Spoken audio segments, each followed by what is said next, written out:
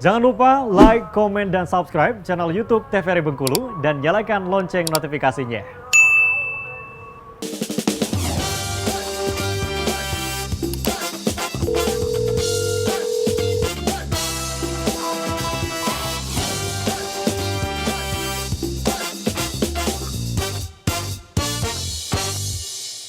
Terima kasih Anda masih bersama kami dalam Dokter Kito Bersama Kita Sehat. Kali ini kita membahas pneumonia.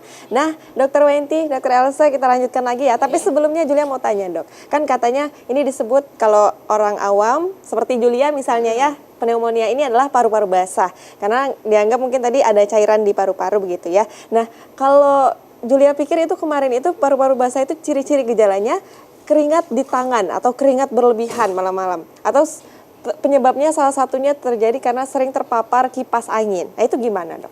Ya, jadi banyak yang agak salah kaprah nih kadang antara paru-paru basah karena pneumonia atau tiroid.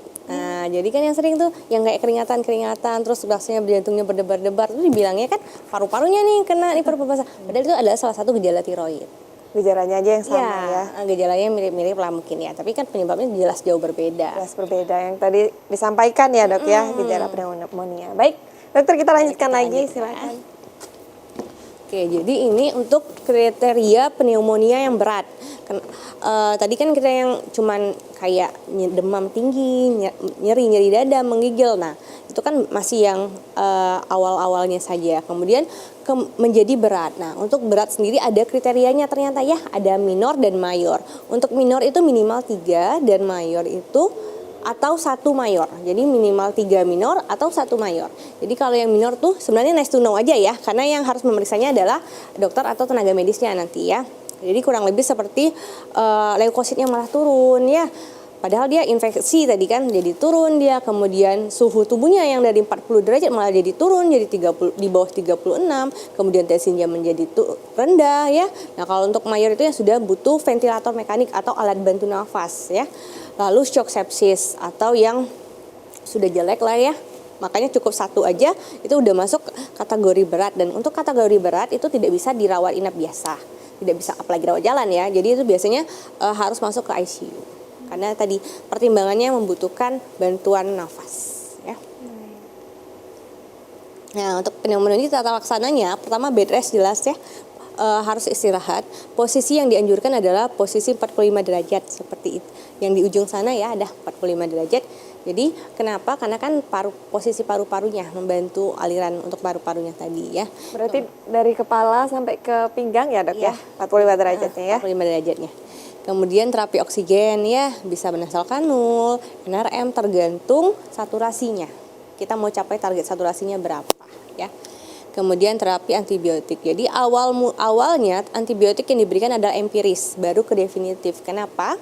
Karena untuk penanganan pneumonia itu harus cepat dan tepat sebenarnya. Cepat karena kalau tidak cepat prognosanya akan jelek nantinya. Jadi pemberian antibiotik harus segera. Tapi kalau kita tunggu kultur itu kan lama. Saya bilang tadi bisa sampai 1 minggu, bisa sampai 5 hari. Nah, kan nggak mungkin dibiarkan aja tanpa terapi, maka diberikan antibiotik empiris. Antibiotik yang biasanya spektrumnya luas, yang kira-kira cocok nih sama gejalanya. Nah, baru nanti kalau sudah keluar hasil kulturnya, maka kita memberikan antibiotik yang sesuai dengan kuman yang terdeteksi atau bakteri yang terdeteksi nantinya. Lalu terapi suportif, terapi cairan ya, terapi nutrisi medis jelas karena dia sakit pasti akan penurunan nutrisi, makannya terganggu ya. Oke, mukolitik untuk batuknya mungkin, untuk dahaknya ya, kemudian monitoring ya. Nah, ini Dok, apakah itu tata laksananya itu misalnya bed rest ya, itu bisa dilakukan bagi yang memang baru-baru mula kena pneumonia, atau emang harus sampai sembuh itu walaupun dia kena di awal pneumonia walaupun masih ringan begitu ya, harus sampai ke terapi yang paling tinggi begitu? Oh enggak, ini biasanya pada rumah sakit ya, karena kan kalau untuk rawat jalan sendiri kan dia masih bisa beraktivitas sebenarnya, cuman mungkin harus tetap istirahat. Tapi kalau yang bed rest full mungkin bisa lah dikurang-kurangin ya. Bisa dikurang. Bisa dikondisikan ya. Karena nanti ada penentuan untuk ini bisa rawat jalan, ini harus rawat inap atau bahkan harus di ICU ya.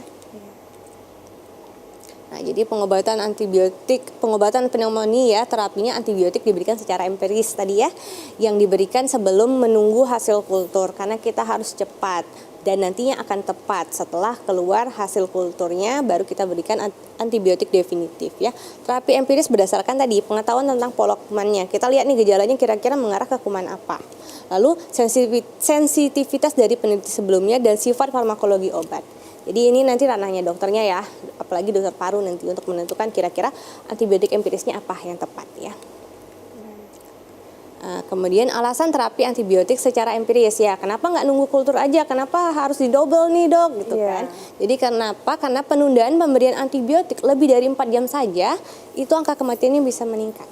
Wah, ya. Berarti memang dampak terburuknya kematian ya dok? Iya benar sekali. Apalagi untuk, makanya tadi dijelaskan dokter Elsa di depan ya, pneumonia itu paling sering menyerang anak-anak dan lansia. Kenapa? Karena imunnya sudah turun, sudah rendah. Otomatis dia untuk survive-nya harus lebih kuat, tapi kan susah mereka karena tadi imunnya sudah lemah.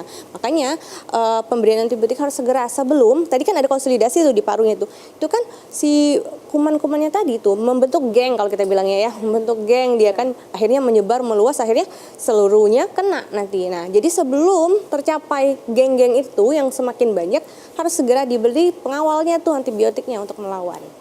Seperti ya penundaan begitu ya, penundaan pemberian antibiotik. Jadi daripada kita nunggu nih lama, nggak mungkin dibiarin aja kan, kita harus kasih pertahanan. Iya. Lalu sulitnya menemukan kuman patogen, makanya tadi 30-60% kuman tidak teridentifikasi. Makanya agak PR kalau memang pneumonia itu harus mencari-cari kira-kira kumannya apa nih. Makanya waktunya tidak mungkin 1-2 hari ketemunya ya. Dan keterbatasan keterbatasan tes ini. Untuk spesialis PA aja itu di daerah-daerah sulit ya. Biasanya banyaknya di kota. Nah, itu untuk menentukan kuman itu kan harus ada spesialisnya yang melihat nih mendeteksinya. Nah, makanya keterbatasan. Makanya biasanya langsung diberikan antibiotik empiris dulu. Baik. Berarti kalau untuk ke definitif nanti harus tahu dulu kumannya yang mana begitu. Iya, nanti berarti nggak sama ya dok ya? Beda-beda ya dok ya. Nanti kan pas di kultur kita lihat, oh ini jenisnya misalnya Streptococcus. Nah, ini gramnya apa nih? Nanti rincinya di sana. Jadi untuk pengobatan obat antibiotiknya pun yang tepat sasaran nanti jadinya. Nah, ini bakteriologi profile ya. Ini nice to know aja. Nah, ini tadi pneumonia kita harus tahu dia masuk ke rawat jalan atau rawat inap ya. Untuk rawat inap pun ada rawat inap biasa dan satu lagi ICU tadi ya. Yang untuk yang sudah berat harus masuk ICU karena nggak mungkin lagi tertangani di ruang biasa. Tapi dok, itu kalau sudah sampai di ICU, kalau ditangani dengan baik bisa kembali normal lagi ya? Bisa. Ini pneumonia ini bisa sembuh kan dok? Bisa, tergantung prognosanya banyak tergantungnya nanti ya. Jadi tergantung usianya juga, kemudian tergantung paparan dari bakterinya, tergantung kecepatan dan ketepatan penanganannya. Dan satu lagi berdoa. Berdoa. Jangan lupa ya dok ya. Iya. Jadi ini untuk yang CAP ya. CAP itu yang didapat ya, bukan yang dari rumah sakit ya. Untuk CAP itu ada kriteria resiko rendah dan resiko sedang atau berat.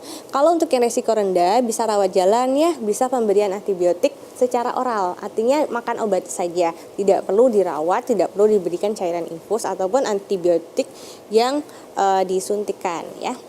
Nah, biasanya ini kalau untuk yang sedang atau berat itu tadi harus dirawat inap ya. Kemudian harus diberikan secara intravena ya atau disuntik ya.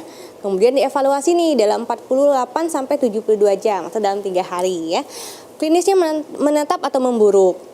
Kalau misalnya menetap apa yang harus dilakukan? Kalau memburuk apa gitu kan? Kalau stabil atau membaik bisa keluar rumah sakit, bisa dipulangkan, bisa makan obat rawat jalan saja ya. Kalau misalnya memburuk, nah nanti ini akan terjadi di rumah sakit seperti ini ya. Itu alat bantu pernapasan. Iya, alat bantu pernapasan. Tapi ini model ya, karena kalau dilihat nih ada pakai bulu mata palsu. Ini hanya model aja ya. Iya. Oke, jadi dia posisinya kan tadi 45 derajat ya. Kemudian pakai alat bantu nafas. Nah, obat-obatnya banyak nih, cairan-cairannya nih. Terus ada monitor tadi. Wah, dia emang sebanyak itu ya dok ya? Ya, kalau di ICU seperti ini kurang lebih gambarannya. Ini sudah yang berat sekali ya dok? Ya, yang sudah berat masuk ICU. Kalau ruang biasa nggak sampai pakai alat bantu nafas ya. Oke, nah ini yang nosokomial atau biasanya kita bilang yang didapat di rumah sakit ya. Ya, itu pun ada dua jenisnya, ada HAP dan VAP. Jadi Hospital Acquired Pneumonia, satu lagi Ventilatory Associated Pneumonia. Yang karena ventilator tadi kan sebelumnya dijelaskan nih sama Dr. Elsa bahwa orang-orang yang menggunakan alat bantu nafas itu rentan untuk terkena pneumonia, karena apalagi alat bantu nafas tidak mungkin dalam 1-2 hari aja. Biasanya agak jangka lama dan itu rentan masuknya kuman atau bakteri tadi. Itu memang sudah resiko dan pasti sudah dijelaskan sebelum dilakukan tindakan. Dan bakteri itu dari udara yang ada di sekitar itu ya dok ya? Karena kan tahu rumah sakit kan banyak sekali ya beraneka ragam kuman. Makanya kalau kita bilang anak kecil nggak boleh masuk ya. Karena yang ditakutkan itu ya dok ya? Iya benar sekali, apalagi anak kecil imunnya rendah ya. Edukasi juga sebetulnya buat pemirsa di rumah, jadi kalau sepulang dari rumah sakit menjenguk atau seperti apa, cuci tangan gitu dok ya, karena memang di situ tersebar virusnya, maksudnya potensi mereka sirkulasinya banyak di situ ya, dan itu nggak terkoordinir lagi gitu kan, apalagi kalau rumah sakitnya yang benar-benar rame ya, yang entah dari mana-mana orang yang ngantar, yang ini macam-macam ya. Baik, menarik sekali dokter, kita lanjutkan nanti usai jeda pariwara berikut ini. Pemirsa jangan kemana-mana, tetap bersama kami dalam Dokter Kito Bersama Kita Sehat.